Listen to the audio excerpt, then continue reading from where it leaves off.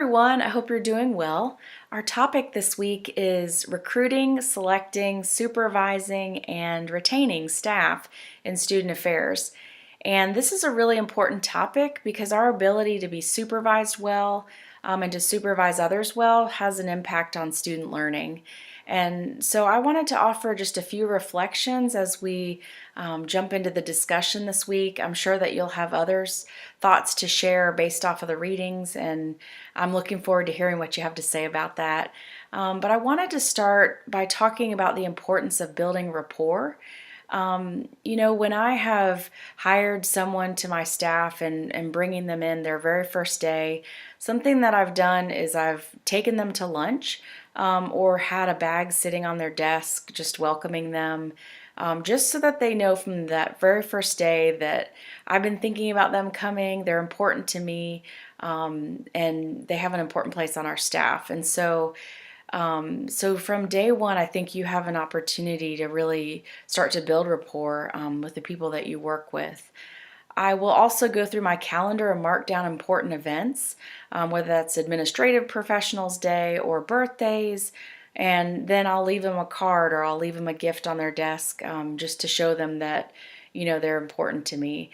And I think sometimes I hear people say, well, we should just keep this relationship professional, we shouldn't mix personal. But it's really hard to work in higher education and not have some component of where you relate to others on a personal level. There's oversharing, and there's a point at which we kind of go beyond just a healthy working relationship. But I think it's really important to let others know who you are and to know them. The mysterious ones make it really difficult to work with. If people never really know what's going on with that person, they know they're really stressed or frustrated, but they just don't get what's happening. It just makes it, you have distrust. It's really hard to keep rapport with others when you don't have a sense of knowing who they are and trusting them. And so I just wanted to highlight that. The other thing I wanted to talk about is leading by example. And, if I'm supervising a student staff or professional staff, and I have these expectations, if I say I really need this paperwork done and turned in a timely manner, but then I'm not doing that myself, students or professional staff won't trust me.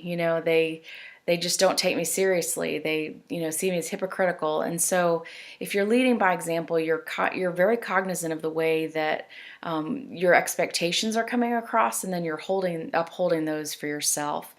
And so that's a really important piece.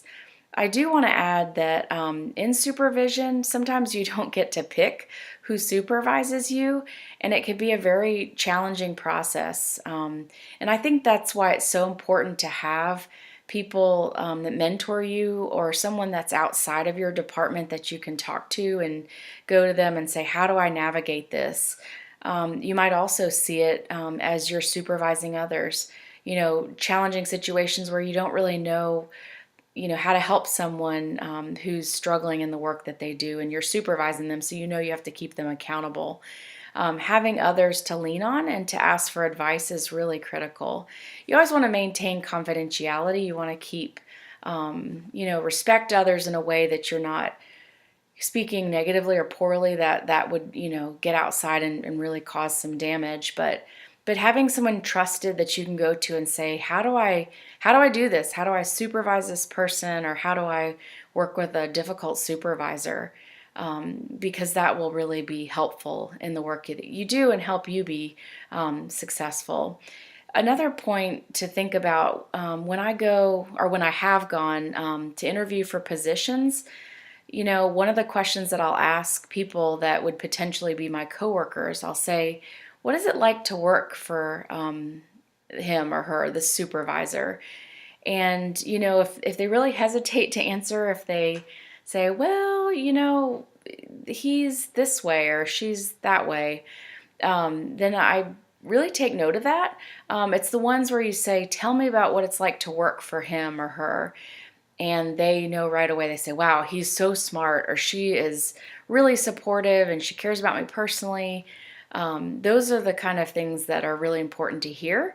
when you have a choice in getting into a situation where you are signing on for a position that you know who this person's going to be that's supervising you, because it really does impact your experience. And if you're really having challenges to your work situation, then it's going to make it really hard to make an impact and be successful in the work that you do. And so I just wanted to sort of offer those thoughts as we kickstart the conversation on this week's topic. And so thank you so much for your time, and I really look forward to hearing what your thoughts are. Thanks.